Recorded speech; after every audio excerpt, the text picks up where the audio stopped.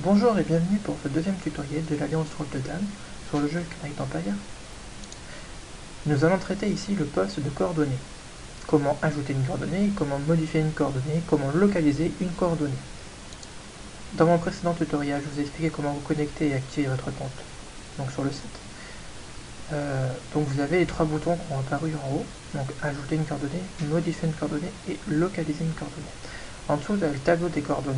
Donc le tableau est simple, on a l'alliance des joueurs, le nom du joueur en question et les coordonnées de ses villes.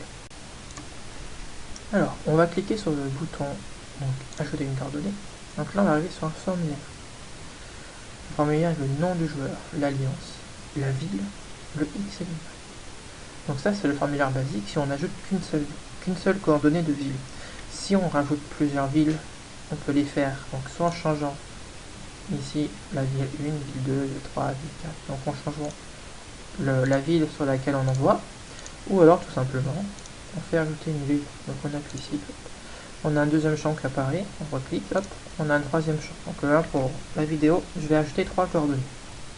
Donc le nom du joueur, donc là vous allez sur le nom du joueur, donc vous récupérez bien le nom du joueur, des coordonnées, donc là ici ça va être un personnage qui s'appelle Yoshido.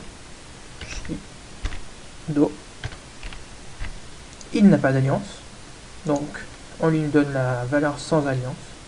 Faites attention à bien mettre une alliance. Donc ici c'est tous les ministres qui nous listent les alliances.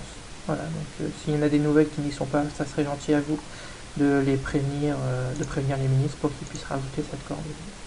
Donc là les X et Y, donc c'est simple. Donc X, donc le X c'est toujours la première coordonnée, le Y la deuxième, donc ce qui est après la virgule. Donc là pour la première ville ça va être 285 303. Donc là je vais ajouter ces coordonnées, donc je vais cliquer sur le bouton. Là j'ai un bouton, j'ai fait un succès, donc les coordonnées du joueur Yoshido ont été enregistrées avec succès. Retour. Donc là ça va vous retourner directement sur la page formulaire si vous avez une deuxième coordonnée d'un deuxième joueur à rentrer. Moi c'est pas le cas, donc on va directement aller voir dans les coordonnées du joueur. Donc là on va chercher Y. Hop, et là on va bien, je vais grossir un peu pour qu'on voit mieux. Hop. Sans alliance, Yoshido. Hop, donc il est bien là.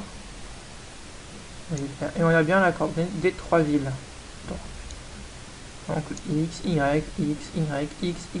Voilà. Nous allons voir maintenant comment localiser une coordonnée, qui est un petit outil pratique. Donc, tout d'abord, on va chercher une distance. Donc là, c'est des cases, c'est-à-dire à 10 cases au mètre carré.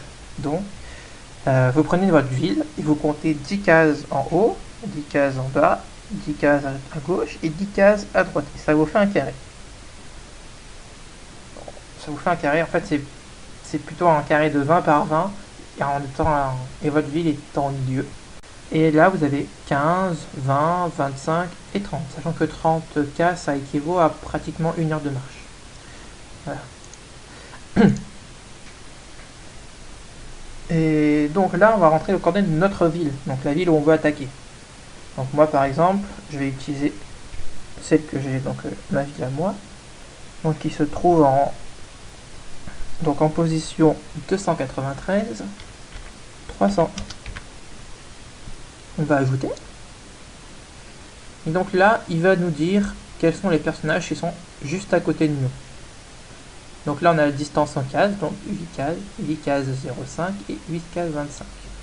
Donc là, on a la distance qu'on a recherchée dans les 10 cases carrées, les coordonnées rentrées. Donc on sait que ces 3 villes donc, de ce joueur sont des villes qui sont très proches de nous, sont proches de 8 cases. Donc c'est très très proche.